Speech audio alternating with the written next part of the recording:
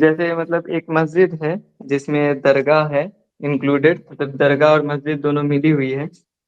تو اس مسجد میں نماز پڑھنا کیوں جائز نہیں ہے، اس کی دلیل شیخ چاہیے تھی، کیونکہ میرے دوست کو مطلب مطمئن نہیں ہو رہا تھا، وہ مانگ رہا ہے دلیل کے دلیل بتاؤ کیوں نہیں پڑھنی چاہیے۔ جی شیخ، دیکھیے سوال میں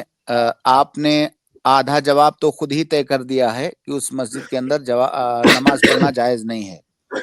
جی لیکن دیکھیے وہ جو درگاہ ہے، درگاہ سے آپ کی کیا مراد ہے؟ کوئی قبر ہے اس کے اندر؟ جی شیخ۔ تو وہ قبر کہاں ہے؟ مسجد سے باہر ہے کہ مسجد کے اندر ہے؟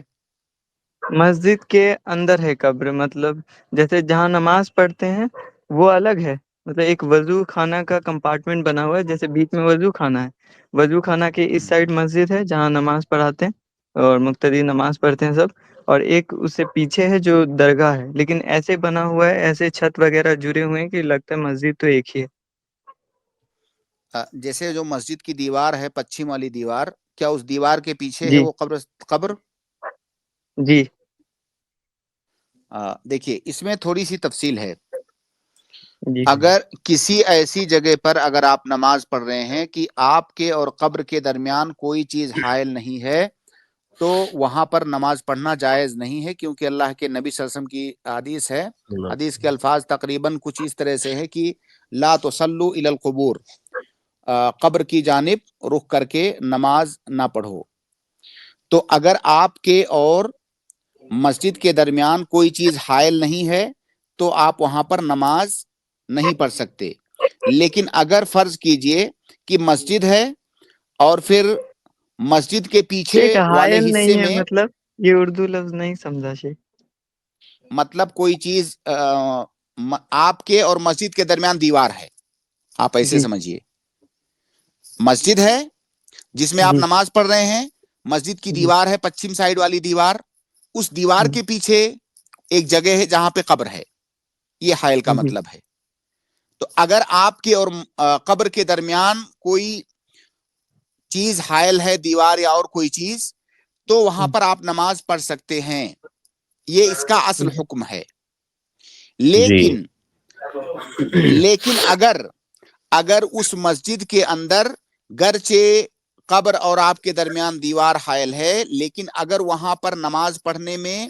یہ شبہ ہو کہ یہاں پر جو لوگ نماز پڑھنے آئیں گے یا جو پڑھنے آتے ہیں ان کی نیت میں قبر بھی ہے کہ میں قبر کی جانب رخ کر کے نماز پڑھ رہا ہوں، اگر اس طرح کا شبہ ہے یا اس طرح کا فتنہ آنے کا اندیشہ بھی ہے تو وہاں سے مسجد کو ہٹا دیں گے یا وہاں پر نماز نہیں پڑھیں گے۔ تو یہ تفصیل یہاں پر ضروری ہے کہ کیا مسجد کے اندر قبر ہے یا مسجد کے دائیں بائیں یا مسجد کے پیچھے دیوار کے پیچھے وہ قبر ہے۔ اگر دائیں بائیں ہے یا پیچھے ہے تو اس مسجد میں نماز پڑھنا جائز ہے، اس وقت تک جائز ہے جب تک کہ فتنے کا اور شرکیہ عقیدے کا شبہ نہ ہو، تب تک۔ جی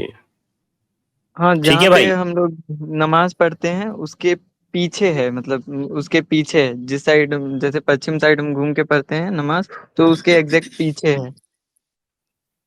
اگر پیچھے ہے، درمیان میں دیوار حائل ہے، تو آپ جی نماز پڑھ سکتے ہیں۔ دیکھیں حدیث کے الفاظ ہیں، صحیح مسلم کی روایت ہے کہ لا تجلسوا علی القبور ولا تصلوا الیہا، قبر پر نہ تو بیٹھو نہ تو قبر کی طرف رک کر کے نماز پڑھو۔ تو قبر تو کی طرف رک کر ویسی کے نماز مسجد، نہ پڑھنے کا جی، جی تو اگر بولیں قبر کہ اور آپ کے درمیان کوئی چیز حائل ہے، دیوار یا ایسی کوئی چیز، تو پھر آپ نماز پڑھ سکتے ہیں، الا یہ کہ فتنے کا اندیشہ ہو، شرکیہ عقائد آنے کا اندیشہ ہو تو پھر نہیں پڑھیں گے۔ شیخ وہیں پہ انہی کے پاس، اب جیسے مجھے تو نہیں پتا مولانا کا عقیدہ وغیرہ، لیکن نماز پڑھتے ہیں تو جیسے آپ اور ہم پڑھتے ہیں نماز ویسے ہی پڑھاتے ہیں، نماز تھوڑا سا ڈفرینٹ رہتا ہے، تو جماعت کے ساتھ جب ہم نماز پڑھتے ہیں تو ہماری نماز قبول ہوگی ویسی مسجد میں؟ دیکھیے نماز آپ کی صحیح ہے، نماز قبول ہوگی، اس پر یہ سوال مت کیجئے، نماز آپ کی صحیح ہے، اگر اس مسجد میں آپ نماز پڑھتے ہیں تو آپ کی نماز صحیح ہے،